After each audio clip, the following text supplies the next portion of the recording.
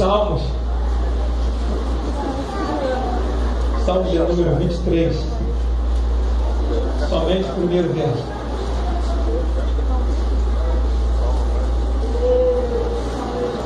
Salmo de número 23, somente o primeiro verso.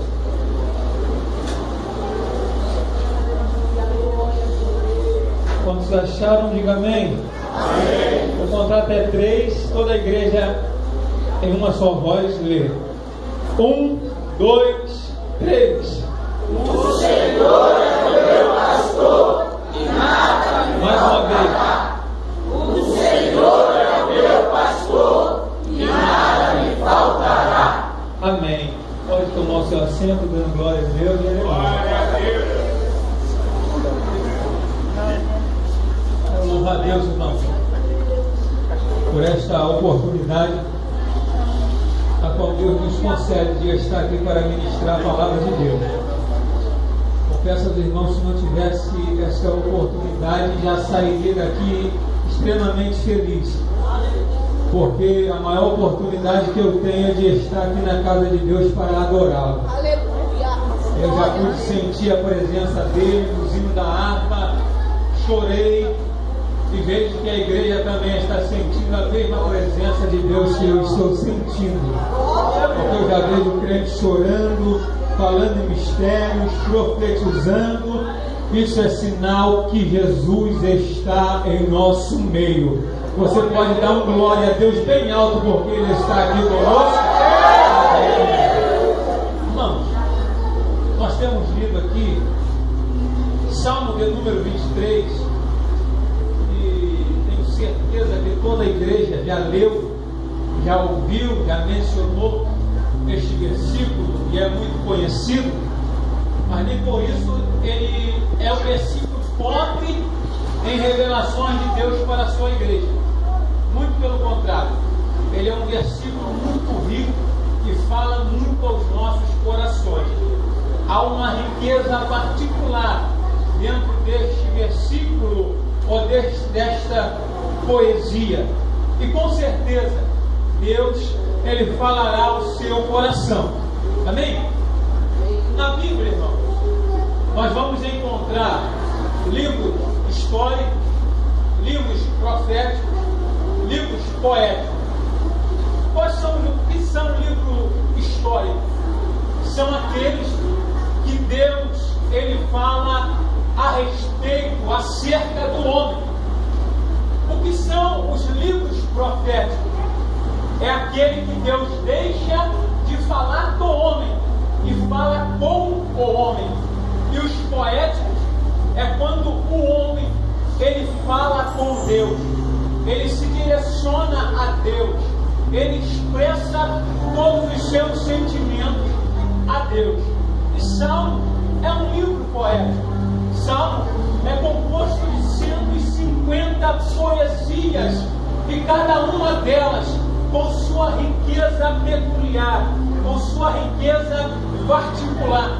Nós vamos entender que o Salmo é uma coletânea de canções hebraicas, onde nós vemos que os salmistas, os compositores, eles expressavam a Deus todo o seu sentimento, toda a sua angústia, toda a sua alegria, toda a sua tristeza, todas as perseguições que eles sofriam, eles expressavam a Deus.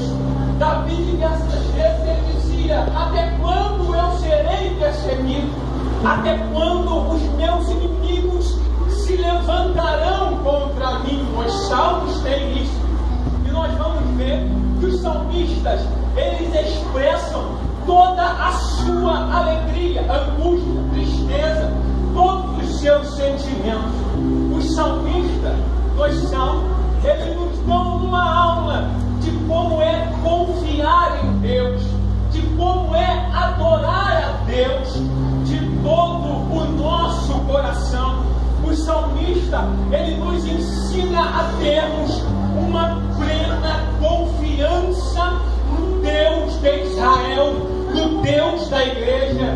Os salmistas ensinam-nos a adorar a Deus em meio às dificuldades, em meio às tribulações, em meio às bonanças, Ele nos dá uma alma de como é e como devemos adorar a Deus em meio a todas estas dificuldades. E nós podemos encontrar diversas palavras de conselho, diversas palavras de lamentações, diversas palavras que fazem o nosso coração saltar de alegria dentro do peito. Os salmistas, por muitas das vezes, eles se sentiam angustiados, e em meio à sua angústia, ele dizia no Salmo 46: Deus é o meu refúgio, a minha fortaleza, socorro bem presente na hora da angústia. Quando o salmista, eles estavam precisando de um socorro, aí no Salmo de número 121, ele expressa: elevo os meus olhos para o monte, é de onde me virá o socorro. Ele mesmo responde: o meu socorro, ele vem do Senhor, que fez os céus e a terra. Quando o salmista está com a alma angustiada, é a alma abatida, do Salmo de número 42, versículo 5, ele pergunta: por que estás abatida, ó minha alma? Espera em Deus, porque ainda o louvarei. Ei, escute uma coisa: tu vai louvar a Deus, não importa a circunstância, com a batida, na dificuldade ou na tristeza, tu vai levantar a mão do céu e vai dar glória.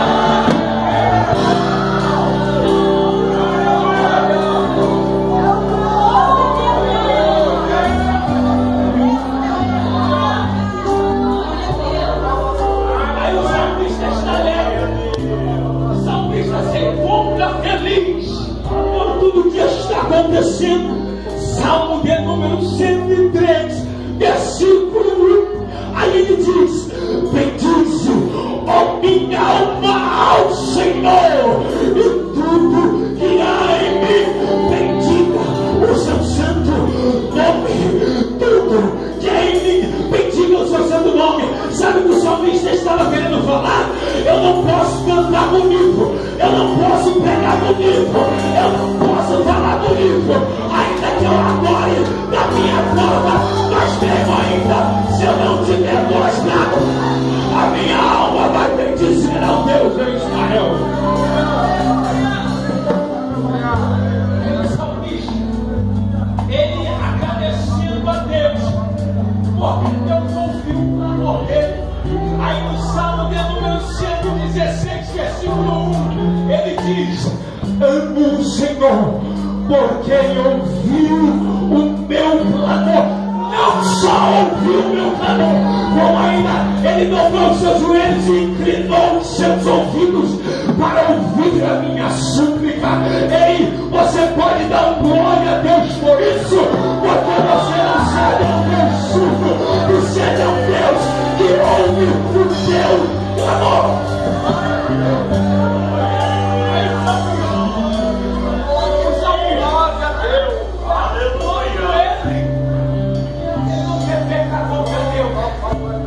Aí no Salmo, de número 127, 19, versículo 11, aí ele diz: e é um conselho para a igreja, esconde a tua palavra no meu coração. Para quê? Para não pecar contra ti, Senhor. Aí ele fala assim: agora que eu escondi a tua palavra no meu coração, eu tenho que caminhar. Aí lá no Salmo de número 119, versículo 5, ele fala assim: eu não vou caminhar de qualquer jeito. Aí ele diz: lâmpada para os meus pés é a tua palavra, é luz para o meu caminho. Lâmpada para os meus pés é a tua palavra, é luz para o meu caminho. Aí no Salmo de ele diz: como purificará o mancebo, o jovem, o seu caminho?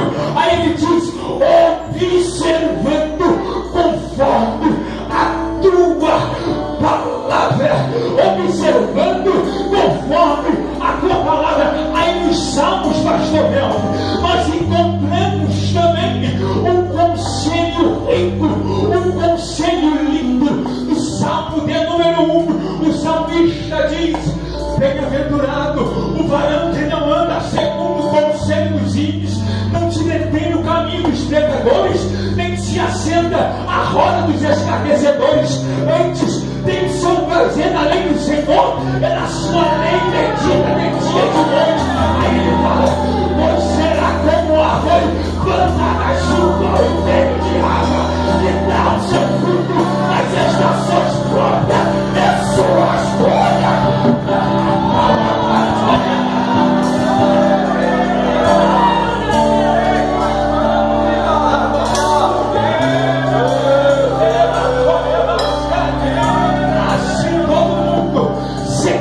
Esse conselho do Salmo de número 1, onde glória seria. Bem-aventurado é o varão que não anda segundo o conselho dos ímpios, que não se detém no caminho dos pecadores, e nem se assenta na roda dos escarnecedores. Eu vou falar algo aqui. Ei, em vez de tu andar no conselho dos ímpios e andar como ímpio anda, medita na palavra de Deus, que é lâmpada para os seus pés.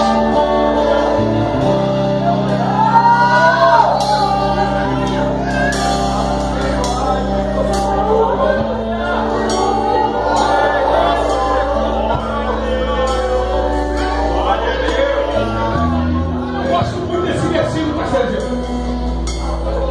Davi, quando ele pega, eu gosto muito. O Salmo de número 51, versículo 10 e 11. Eu gosto muito do que Davi fala, do que Davi nos ensina, do que Davi nos mostra. Porque quando ele pega, aí no versículo 10, no Salmo de número 51, ele diz: cria em mim, ó Deus, um coração puro, renova em mim um espírito reto. Versículo 11: não me lance fora da tua presença, e não retire de mim o teu espírito. Davi está ensinando: a coroa não me serve, a capa não me serve, a capa é o trono, uma hora sou eu, outra hora é outro que senta, mas a prioridade na minha vida é a presença de Deus. A prioridade na minha vida, a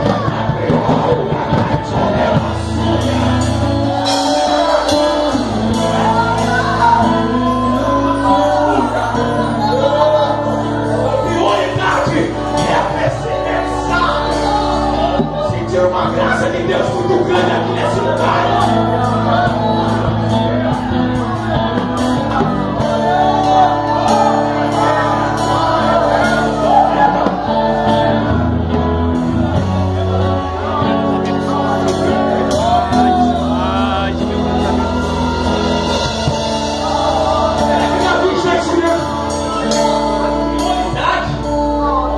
É a presença. Eu vou fazer uma pergunta. Quantos têm em sua vida a prioridade, a presença de Deus, como prioridade a presença de Deus? Levanta a mão. Levanta a mão. Quem tem? Só pela coisa. Quem tem a presença de Deus como prioridade na vida, não pratica o que o mundo pratica. Quem tem a prioridade de Deus, a prioridade em sua vida, a presença de Deus, não anda como o mundo anda, não faz o que o mundo faz, não fala o que o mundo fala, não se desce como o mundo desce. Quem tem a prioridade na vida faz a diferença.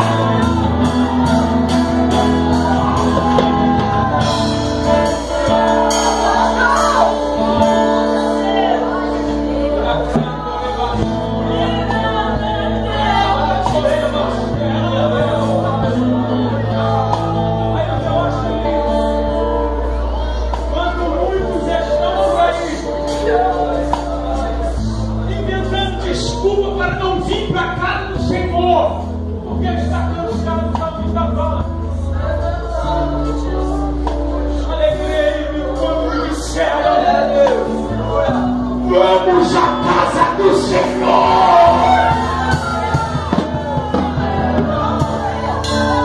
Quem tem prioridade é a presença de Deus na vida. Não quer saber se está cansado, não quer saber se trabalhou de inteiro. Vem pra casa dele, porque vem pra adorar ele.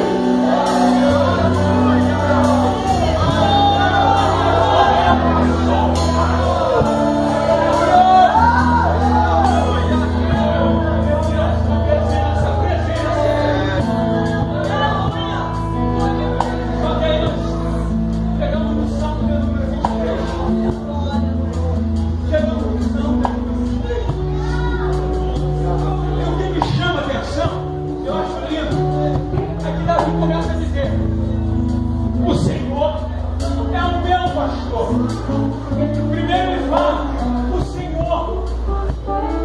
Aí a palavra Senhor, eu anotei aqui, quer dizer aquele que tem poder, aquele que tem autoridade. Davi não estava errado no que ele estava falando. Muito pelo contrário, Davi sabia muito bem o que ele estava falando. Porque se nós formos ver, nós entendemos isso porque nós servimos a Ele. Nós servimos a um Deus poderoso. Nós servimos a um Deus grande, a um Deus que tem toda a autoridade. A Bíblia, lá em Gênesis capítulo 1, versículo 1, ela começa a dizer assim: e criou Deus os céus e a terra. Que lindo, porque esta palavra criou, criar, no hebraico é bará, que quer dizer somente aquilo que Deus pode fazer. Se só Ele que pode fazer, é porque Ele é poderoso para fazer.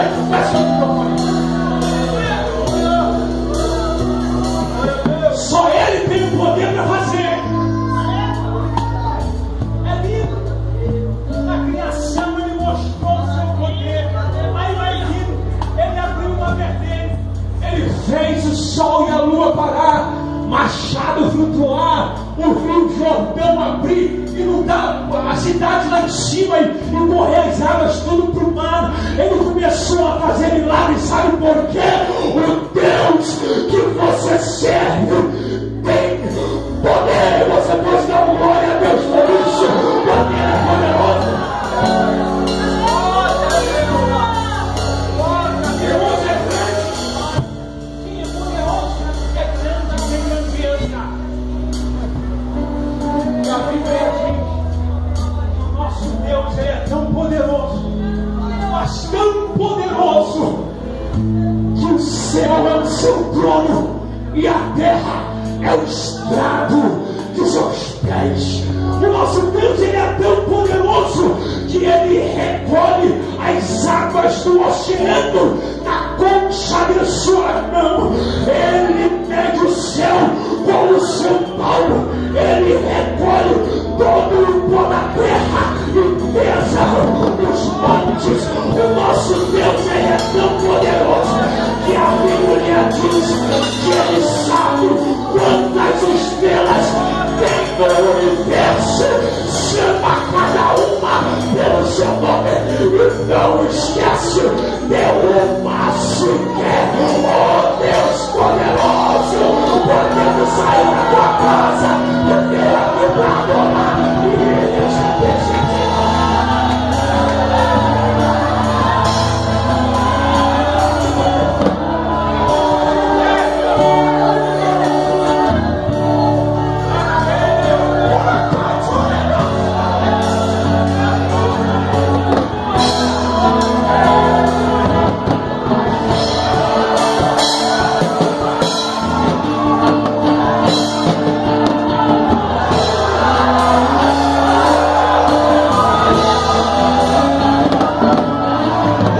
O som de Deus, a graça de Deus descendo aqui hoje mesmo.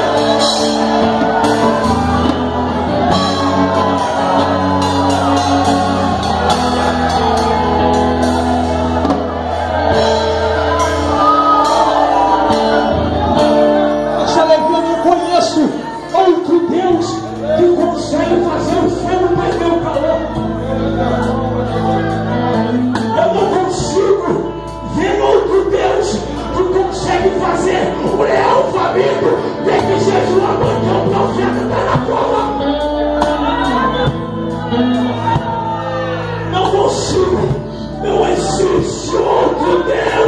além do Deus, Criador dos céus e da terra.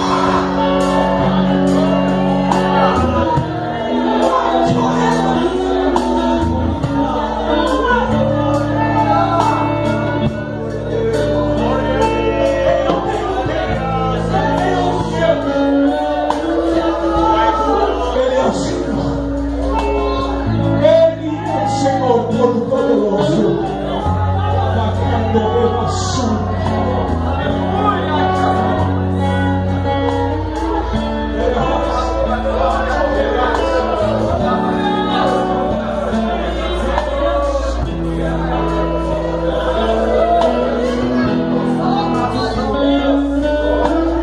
Só mais uma vez você pode dar um glória para esse Deus que é poderoso.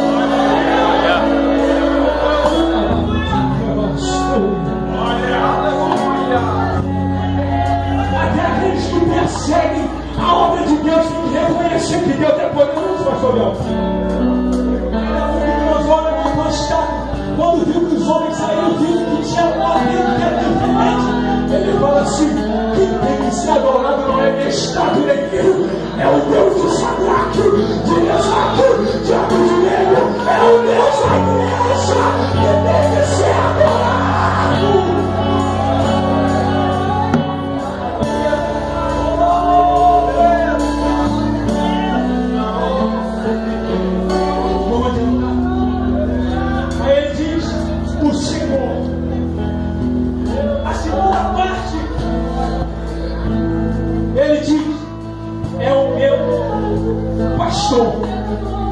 Aí, irmãos, nós aprendemos isso e vamos passar para a igreja.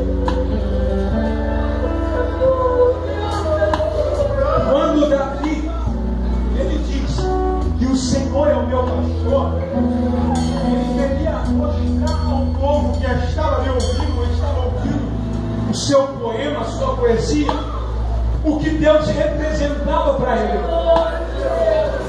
Davi estava querendo mostrar ao povo, mas porque Davi não disse o Senhor é o meu pai? Porque assim, ele não tinha o carinho de seu pai que seus irmãos tinham.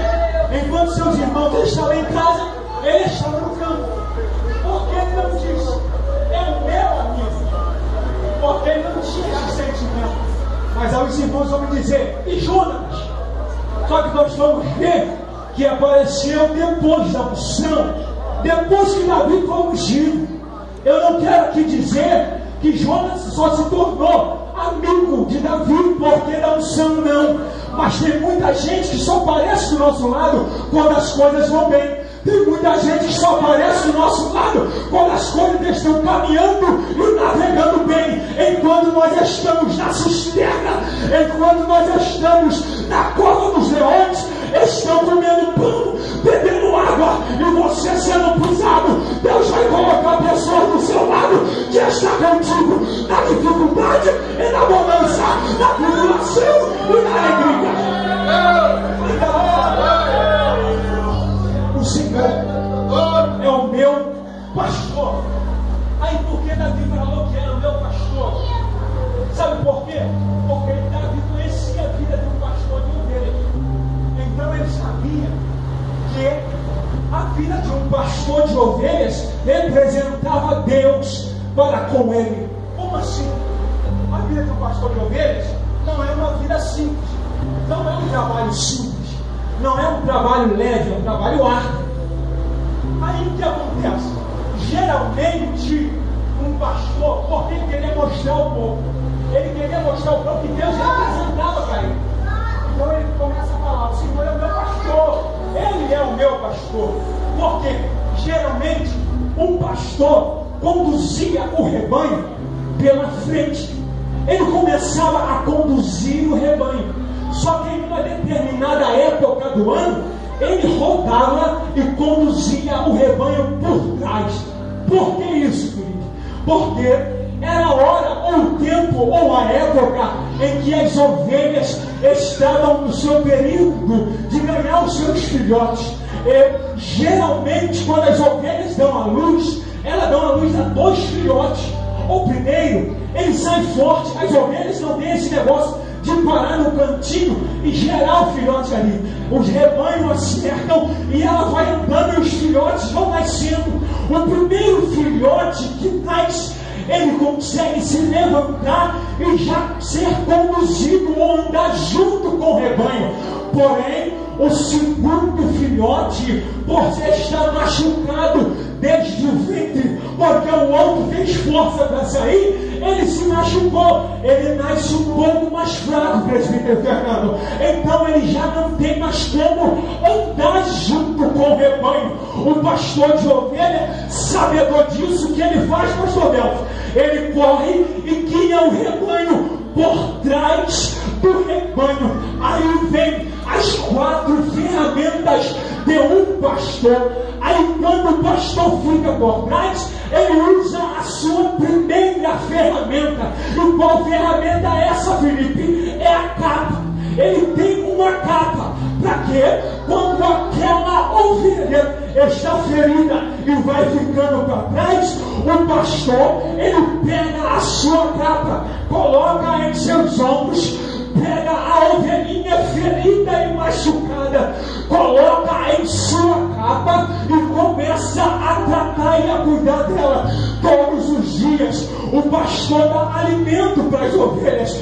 Todos os dias o pastor cuida e sara das suas feridas. Ele se preocupa com aquelas ovelhas que estão machucada. E quando aquela ovelha que está ferida e machucada já está sarada, já está curada, o pastor vai lá no rebanho e coloca ela para andar. Entenda uma coisa nesta noite: aqui em nosso meio pode ter ovelha ferida, aqui em nosso meio pode ter ovelha que foi pisada e que está ficando para trás.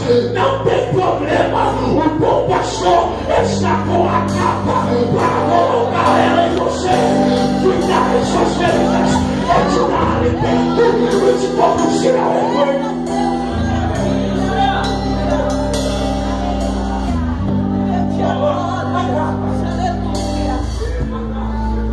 Isso que me chama a atenção quando o pastor faz isso. Por isso que Davi está falando, ele é o meu pastor. Porque Davi sabia que quando o ovelha se queria, ele ia lá atrás, buscava, recuperava dela. O bom pastor faz isso pela igreja. Quando tem uma ovelha ferida, pisada, ele com sua capa coloca em seus ombros, te dá alimento, passa o óleo e te põe novamente no rebanho e mostra que ele é o teu pastor. Como um bom pastor não desampara as ovelhas, a Bíblia nos conta a história de José.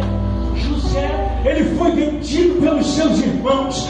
José, ele foi caluniado pelos seus irmãos. José foi pisado pelos seus irmãos. Porém, José tinha sonho de Deus e tinha um pastor que zelava por ele.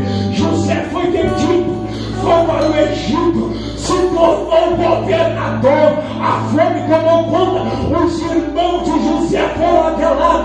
Quando a Bíblia diz que os irmãos de José não conheceram José, porém José conheceu os seus irmãos. Sabe por quê? Porque o bom pastor pegou José na capa, deu alimento em sua boca, sarou das suas feridas e colocou no rebanho.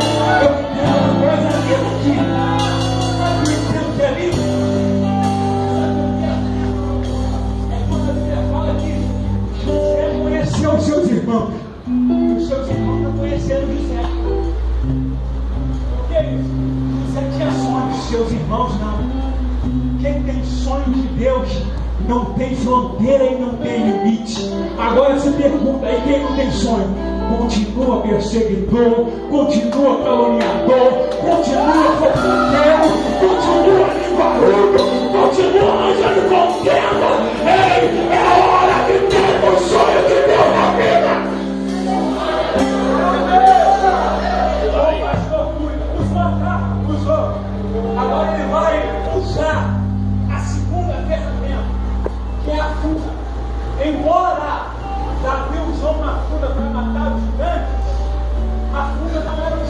de guerra, era um instrumento para conduzir rebanho. Não era para Samuel. Para conduzir rebanho. Como assim, filho? Um pastor, ele pegava as pedrinhas. A pedra tem um detalhe aqui muito lindo. Eu aprendi isso quando passando na igreja. Ele pegava as pedras escolhidas, não eram pedras com calascos, pedras pontudas, não. Eram pedras lisas. Para quê? Sabe o que a funda seria? Para que quando um rebanho muito grande, as ovelhas estivessem lá na frente e estavam se desviando do caminho do rebanho, o pastor pegava a pedrinha, colocava na funda, rodava e atirava ela na frente da ovelha. Por quê? Para que a ovelha se assustasse e voltasse para o rebanho. Agora é interessante, porque a pedra era lisa e não uma pedra pontuda. Para se no caso acertasse a ovelha, só doía, não o feria, a matava. Agora tem uma coisa que eu aprendi aqui que o pastor fez uma ilustração e eu vou aplicar isso para a igreja. Corridas atuais me perdoe aqui, pastor. O que simboliza a funda? É o púlpito da igreja. A pedra lisa, a palavra de Deus.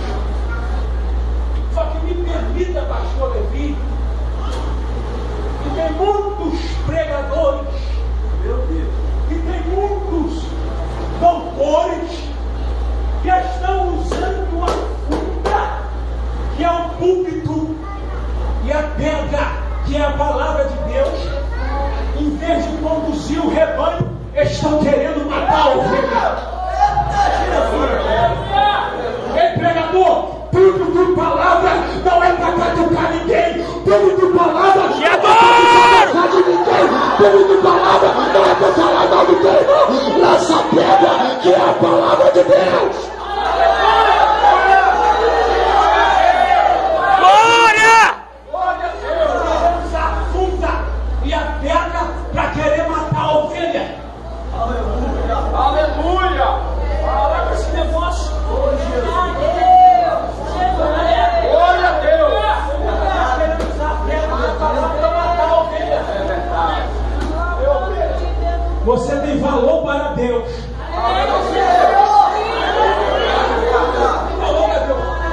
Fala para o irmão que está do teu lado. Toca no ombro dele. Você tem valor para Deus. Yeah! Glória a Deus! Vou falar mais uma vez. Funda, pedra, palavra não é para matar a ovelha, é para conduzir a ovelha no rebanho. Então, se não tem o que falar, fecha a Bíblia e dobra o teu joelho e vai orar.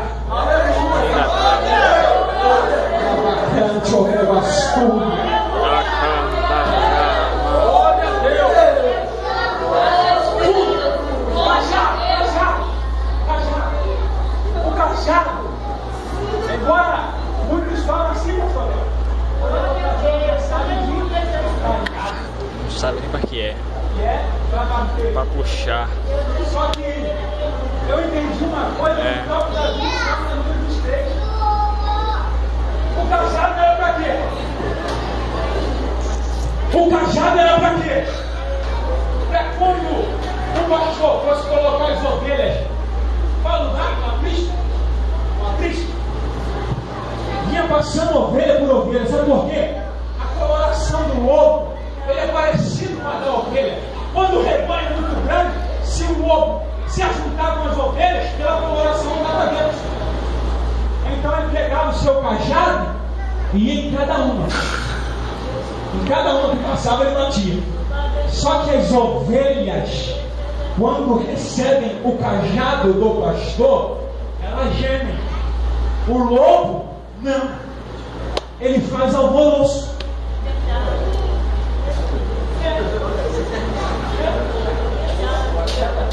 Ele pula fora, ele grita. Ovelha não,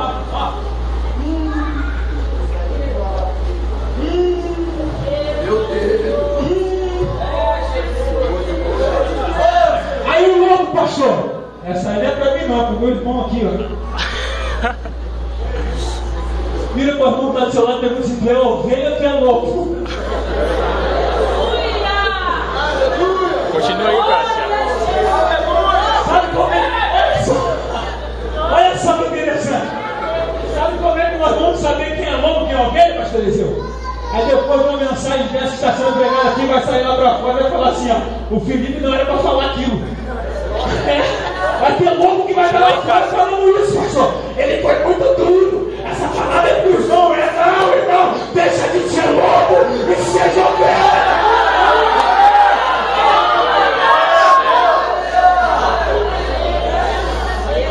Continua aí, Cássia. Continua aí, Cássia. Cássia parou. Olha só que interessante. Aí tem muitos homens isso, achei muito interessante. Olha só.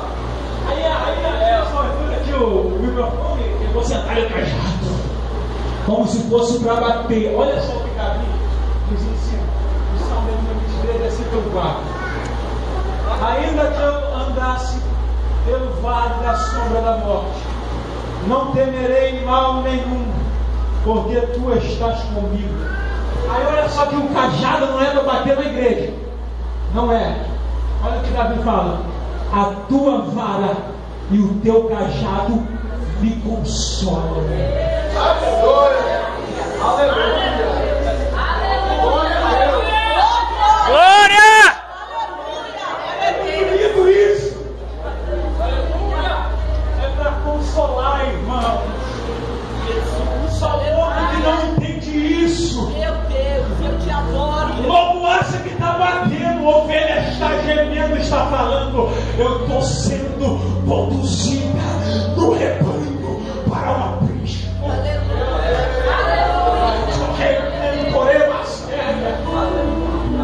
Agora, para terminar, fica de pé. Eu passei aqui na hora. Glória a Deus. Primeiro, canta. Segundo, funda. Terceiro, cajado. Quarto, óleo. Diga comigo, óleo. Óleo. É assim, ó. Depois que estava todas as ovelhas, o pastor passava olhando uma por uma. E quando ele ia olhando, quando aquela ovelha estava ferida, ele pegava o óleo e passava sobre a ferida, para que aquela ferida vinha a ser curada.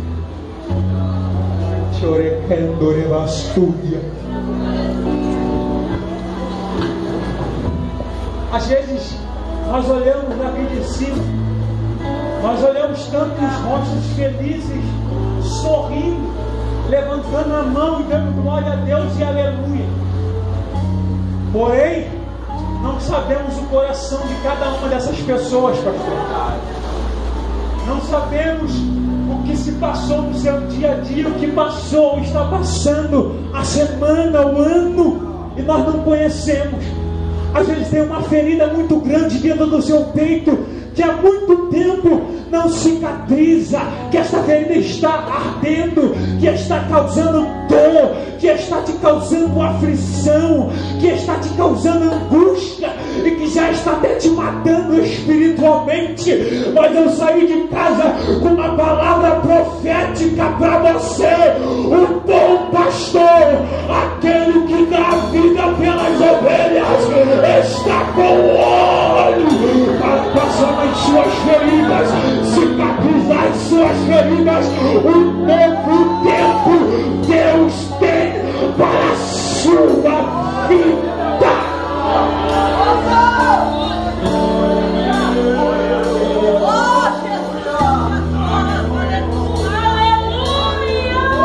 Põe a mão no teu coração,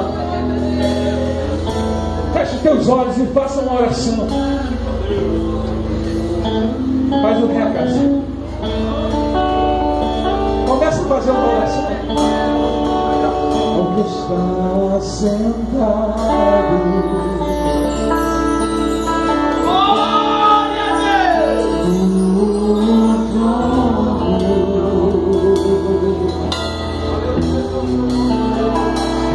Está descendo o óleo de Deus aqui para curar feridas. Ora calabarabastu, eu te rebastu. Seja